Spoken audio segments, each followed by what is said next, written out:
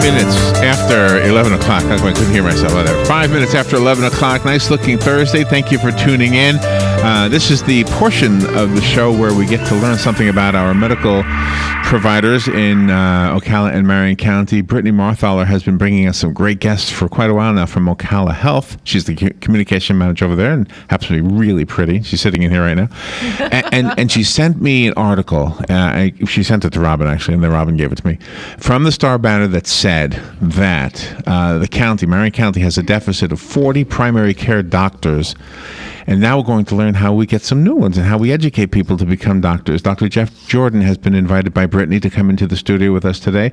Dr. Jordan is the medical director of the Internal Medicine Residency Program for Ocala Health, and we're going to learn about the residency program and the graduate medical education program. So, Brittany, good morning to you. How are you? Good morning. I'm doing well. How are you? Beautiful as ever. Good. Thank you. And Dr. Jordan, thank you for coming in. Well, thank you for the invitation. Nice to meet you. So yeah, I didn't realize this. I always thought that somebody who works here as a doctor went at least to Gainesville. I didn't realize you could actually study here and get your, what do you call that, your residency? Yeah, you want to complete your training in internal medicine residency. This is brand new, so this is... no wonder I haven't heard about it. Mm-hmm. Okay, yeah. So where did you get your residency? I completed mine in Milwaukee, in Wisconsin, associated with the University of Wisconsin. Which is Robin's... That's right. Go Badgers. What do you call alma matter? Yes, right. go Badgers. Alma mater.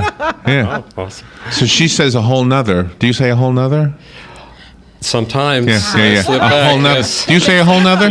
Yeah, I know. Now I know where it comes from. Yeah, it's a Wisconsinism, I think. Well, anyway, nice to have you. Okay. So it's brand new. When did it start?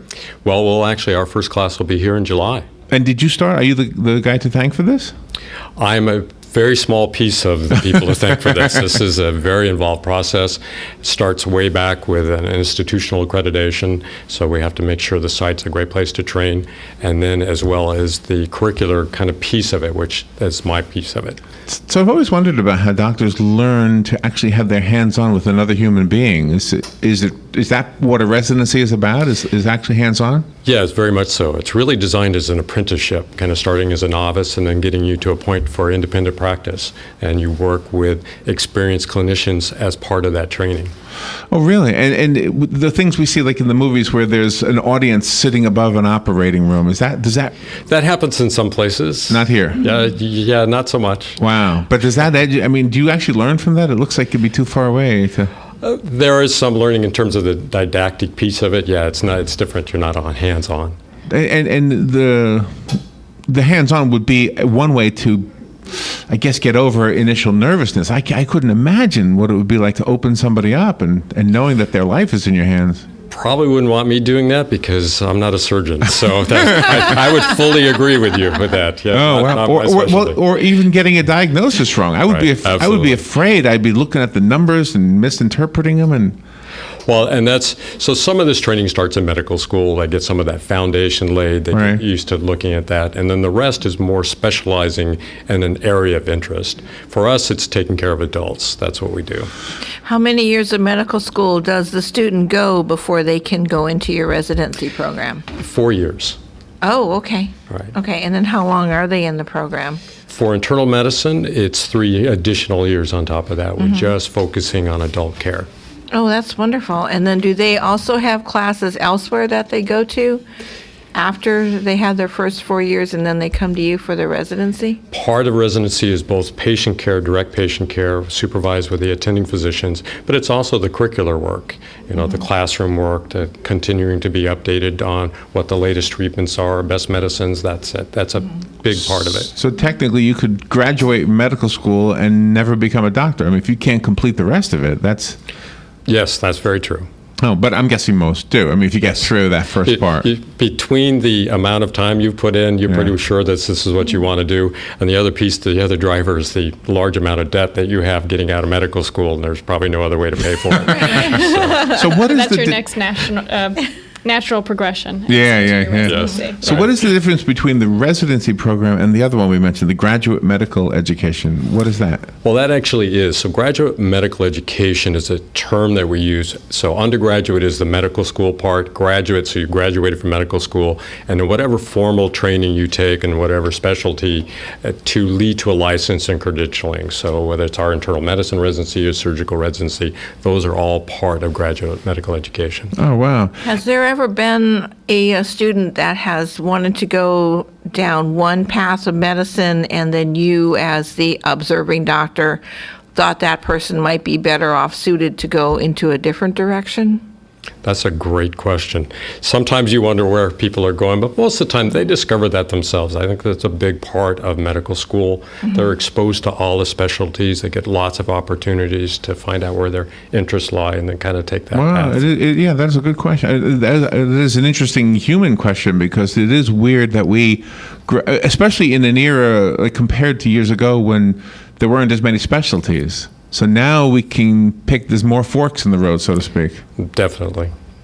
And do you are you one of the teachers? Help me understand what you do. Yes, right. So my job is to oversee the development of the residency program, make sure people are getting good training, good education, updated. Also oversee the faculty development in terms of the teachers that we use, curriculum, things like that.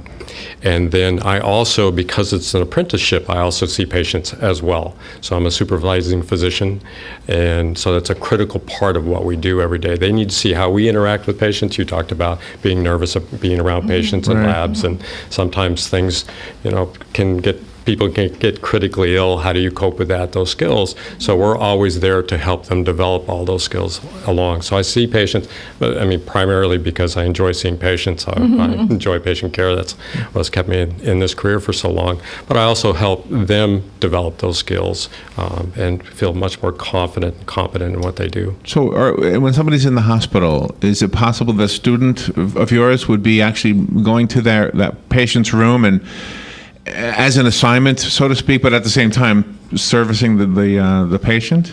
Yeah, absolutely. So residency is different in that they are their primary doctors now. We are the supervising physicians. We see every patient with them. We Oh, work with them. wow. Oh, I didn't realize that. But Okay. yeah, that's where they are in their development. They actually, when they finish medical school, they actually have their MDs, and then they decide to specialize in whatever that is. So for us, again, taking care of adults, but those are their patients. They need to take that ownership. They need to take that responsibility. Oh, wow. And is that so that person is a respected doctor, respected, I mean, in the normal way of respect people, but like the nurses would recognize, that's a better word, that person as the doctor to take orders from. Right. That's part of their training, is learning how to work with all the other staff and making sure that they provide the best care possible for each patient. So it's part of a team. And But yes, they write orders and do the notes and do all those things. And do you have like a graduation and the normal things associated with education? Absolutely. You do? Yes, Okay. absolutely. So they'll come in their first year or 3 years, and then after that, graduation, and hopefully get them to stick around. Oh, wow. What kind of incentives do you give them to stay at Ocala Regional and in the community? I think, so kind of being new to Ocala and looking at the institution and looking at the community, I think they're going to see the strength of both working here and living here. So I think those are the big things that getting them here, getting them integrated into the community, both through the hospital and our outpatient clinic over at Langley, is going to be incentive, right? Where's Langley? Where's that? What's that? Langley?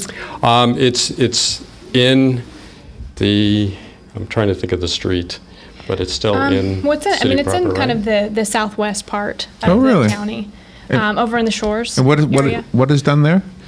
So it's a federally qualified healthcare center. They see underserved patients, and that's where our residents will actually be doing their primary care tracks. So they'll be part of the group of physicians seeing patients over there. The same way you would in a physician office.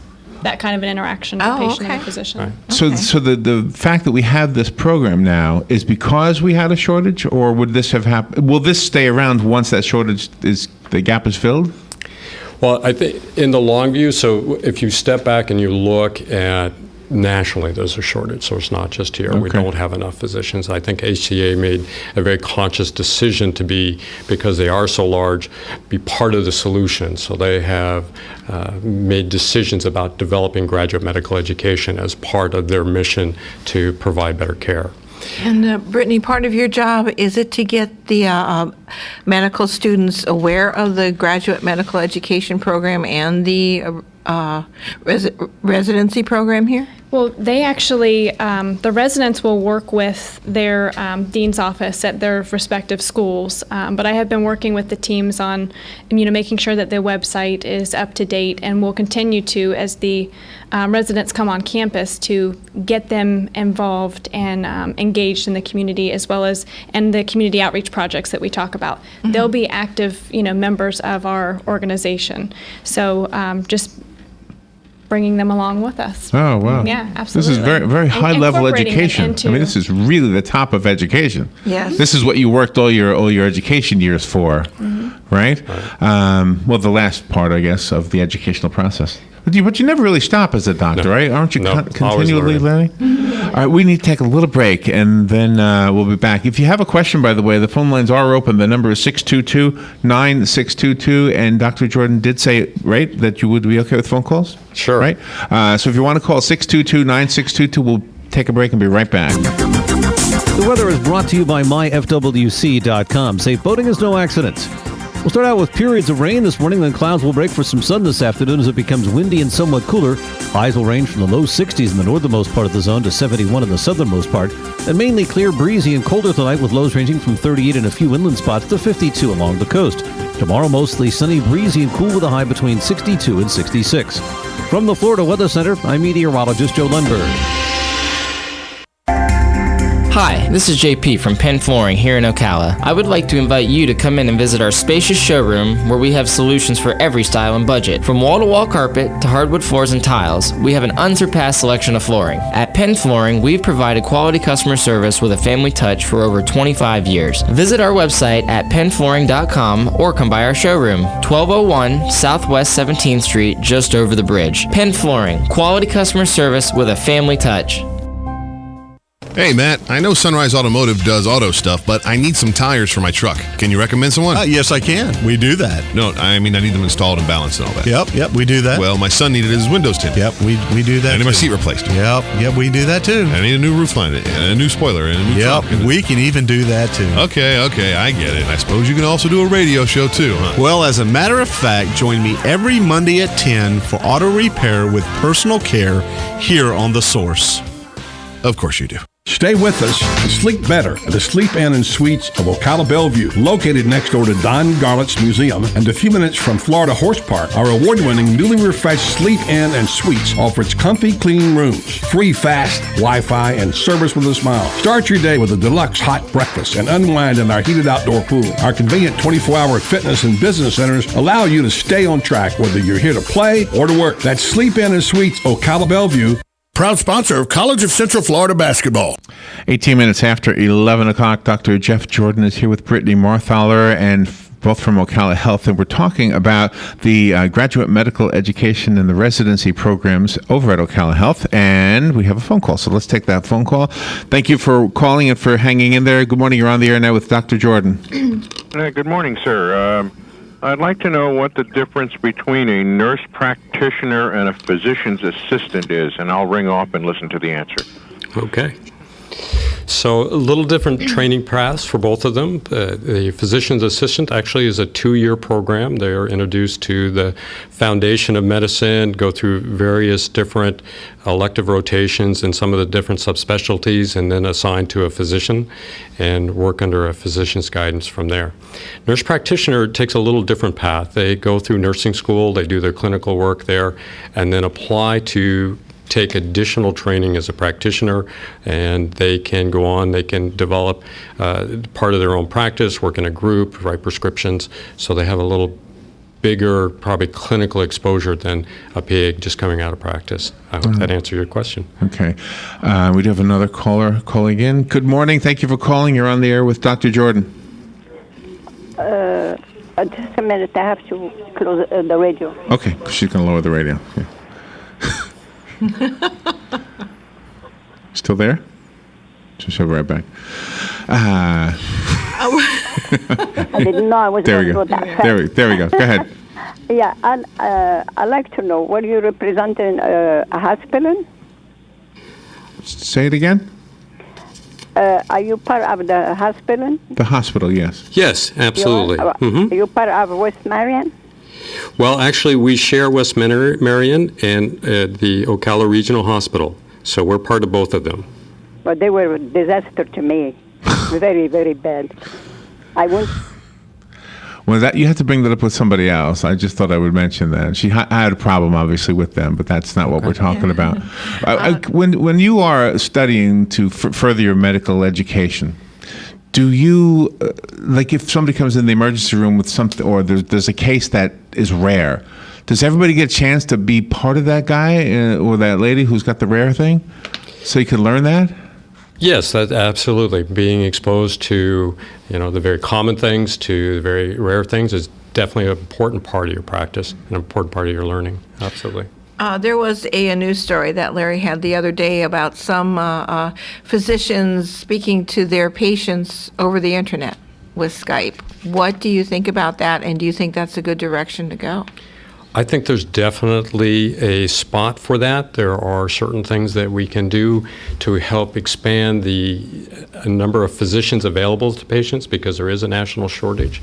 And I think that as we look at this, there are a lot of people doing some great work in this area in terms of telemedicine that have been very successful. It has its place. There are certain things that you can't do by not touching the patient and being that, but the physicians that are in charge of that realize that and know when the triggers are to say, you know what, I need you to go see your doc or come into the hospital. The article that Brittany sent us that said there was a shortage of 40 doctors back in November. That's just a few months ago.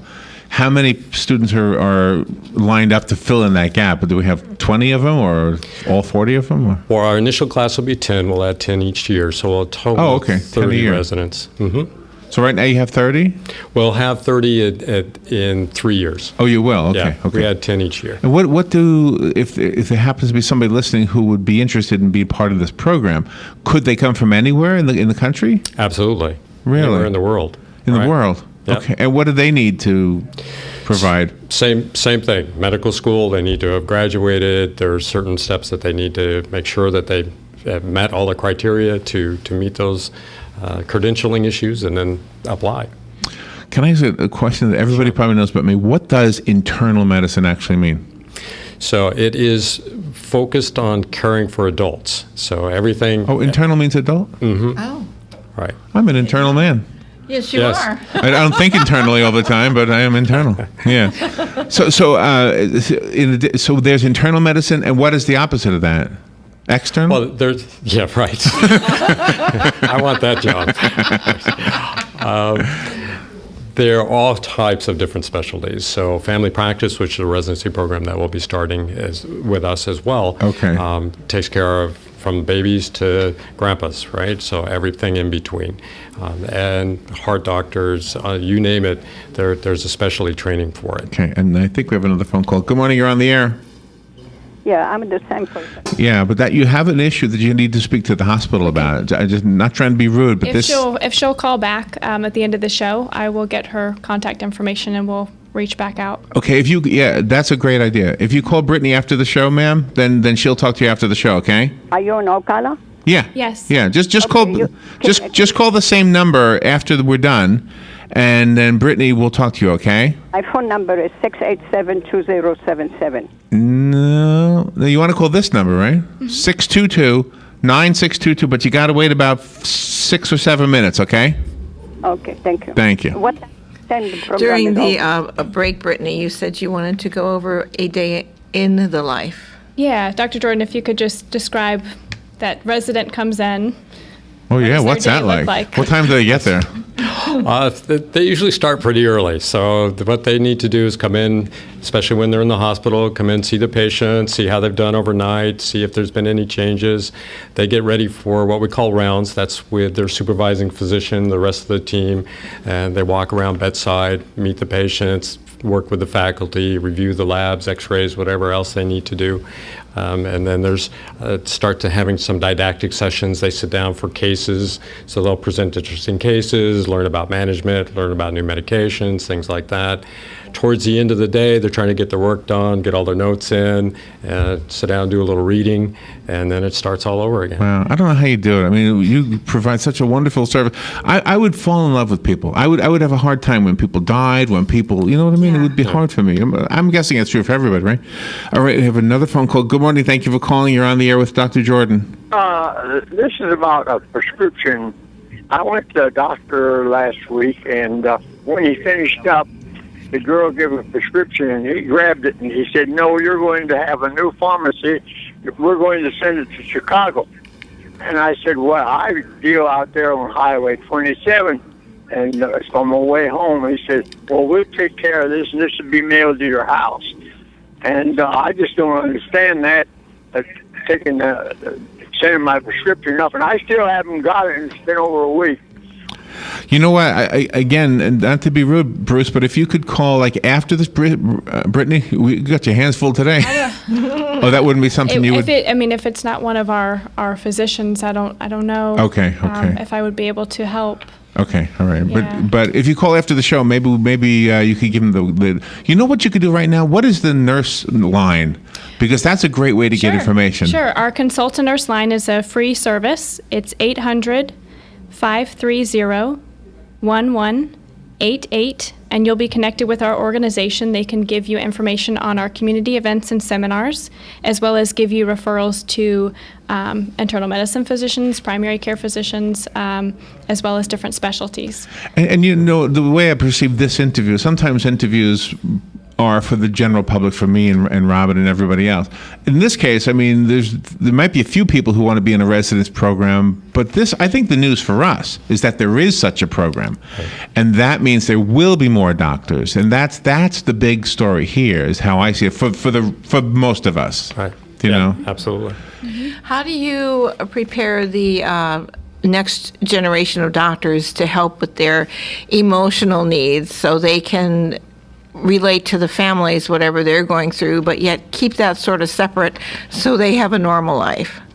Yeah, that's an absolute challenge, is how do you prepare yourself for some of the things that we have to deal with every day.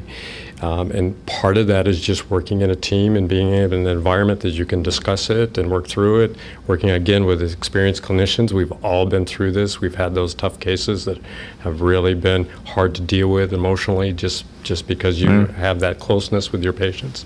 But it's being in that family that helps you support and learn how to get through that.